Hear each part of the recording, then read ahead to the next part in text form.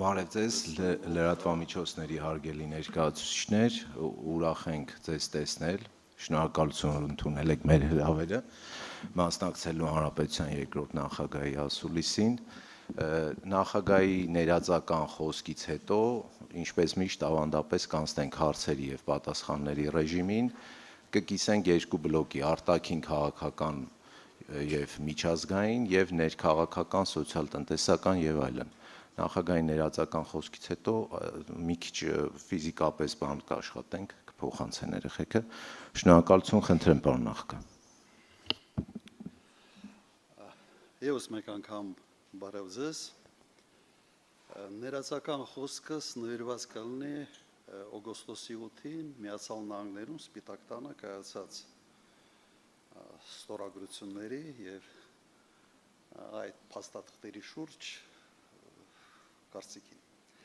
Ուրեմն շատ կոնկրետ փորձեմ ուղղակի մեկնաբանել, թե ինչ են կողմերը ստացել այդ ստորագրված փաստաթղթերից։ Առանց բովանդակության մեջ մտնելը, որովհետև բովանդակության մասին խոսակցություն շատ է եղել։ Նայեք, Միացյալ Նահանգները շատ կոնկրետ ստացել են Միջանցքի վերահսկողություն,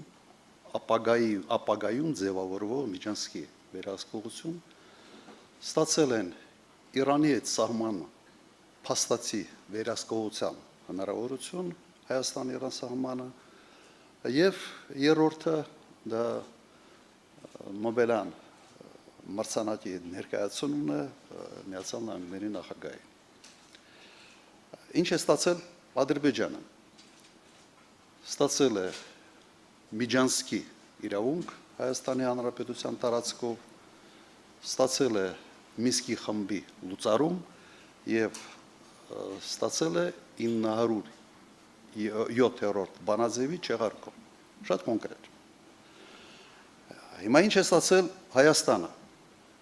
Անկեղծ ես փորձել եմ այդ փաստաթղթերում գտնել որևէ կոնկրետություն, թե ինչ է ստացել Հայաստանը։ 0։ Միայն խնդիրներ, որոնց մասին ավելի ուշ կասեմ։ Եվ վերջապես ինչ է ստացել Նիկոլ Փաշինյանը։ Դու այստեղ կա շատ կոնկրետ բան, ինչ ստացել է Հայաստանի վարչապետը։ Ստացել է մեկ նկար նախագահ Տրամփի ստորագրությամբ եւ ստացել է իրավական ուժ չունեցող մի թուղթ, որը հնարավորություն է տալիս եւս մեկ անգամ խաբել հայ ժողովրդին։ Հիմա չոր մնացորդում իրականում սա է։ Եվ ինչ եզրակացություն, նախնական եզրակացություն կարելի անել այս առիթով,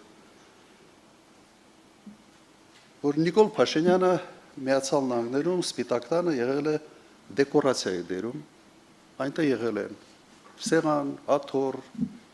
նկար կար, դրոշ կար եւ Փաշինյան կար։ Եվ մի երկու խոսք ավելի լավ հասկանալու համար, թե ինչ է նշանակում նախաստորագրում։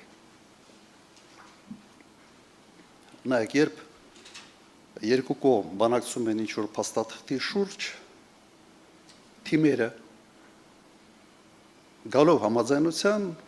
նախաստորագրում են այդ փաստաթուղթը։ Դա տեխնիկական գործողություն է։ Նախաստորագրում են հետագայում որևէ առիթի ժամանակ, օրինակ պաշտոնական այցի ժամանակ, երկրի ղեկավարները ստորագրում են նախաստորագրված փաստաթղթեր։ Տեխնիկական գործ է ըստ էության նախաստորագրումը։ Ինձ համար ընդհանրապես հասկանալի չի, թե պետության ղեկավարների ներկայությամբ ինչ է նշանակում նախաստորագրում։ Եթե ամեն ինչ պայմանավորված է, ավելի լավ առիթ ստորագրել այդ փաստաթղթերը հենց ղեկավարների կողմից չէր կարող լինել։ Սա իսկապես հարցեր է առաջացնում նաև բովանդակային։ Հիմա